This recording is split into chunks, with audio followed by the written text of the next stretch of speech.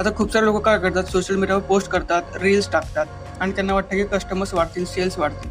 But actually तसं नसतं. जेव्हा तुम्ही सोशल मीडियावर कोणतीही पोस्ट करता किंवा रील टाकता, तेव्हा ती खूप रँडम लोकांपर्यंत रील पोहोचते किंवा पोस्ट पोहोचते आणि त्या रँडम लोकांमधून फक्त 1 ते 2 तुमचे टार्गेटेड ऑडियन्स असतात, म्हणजे इंटरेस्टेड कस्टमर असतात.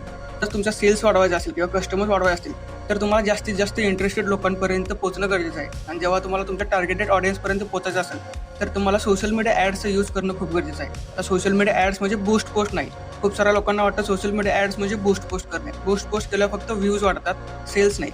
जर तुम्हाला ॲक्चुअल सेल्स वाढवायचे असतील, तुमचे कस्टमर वाढवायचे असतील, तर तुम्हाला मेटा ॲड्स मॅनेजरचा यूज करून सोशल मीडिया ॲड रन केली पाहिजे. मेटा ॲड्स मॅनेजरवर तुम्ही डिटेल टार्गेटिंग करून तुमच्या टार्गेटेड लोकांपर्यंत, म्हणजे आता जे कस्टमर तुमची सर्व्हिस किंवा बिझनेसमध्ये खरंच इंटरेस्टेड आहेत, त्या लोकांपर्यंत तुमचा बिझनेस पोहोचू शकता, तुमच्या बिझनेसची जाहिरात पोहोचू शकता. त्यामुळे सेल्स वाढवायचे चान्सेस जास्तीत जास्त असतात.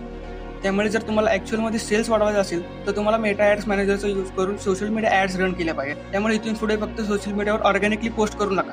तर जरा सोशल मीडियाचा यूज करून सोशल मीडियावर ॲड्स रन करा आणि कस्टमर इन्क्रीज करा. आता सोशल मीडियावर कशाप्रकारे ॲड्स रन करायचे असतात, मेटा ॲड्स कशाप्रकारे सेटअप करायचे असतात, हे जर तुम्हाला जाणून घ्यायचं असेल आणि मेटा ॲड्स शिकायचे असतील किंवा तुमच्या बिझनेससाठी मेटा ॲड्स रन करून घ्यायचे असतील, तर मला फॉलो करून कमेंट करा ॲड्स. सर्व डिटेल्स डायरेक्टली तुम्हाला डीएममध्ये मिळून जातील.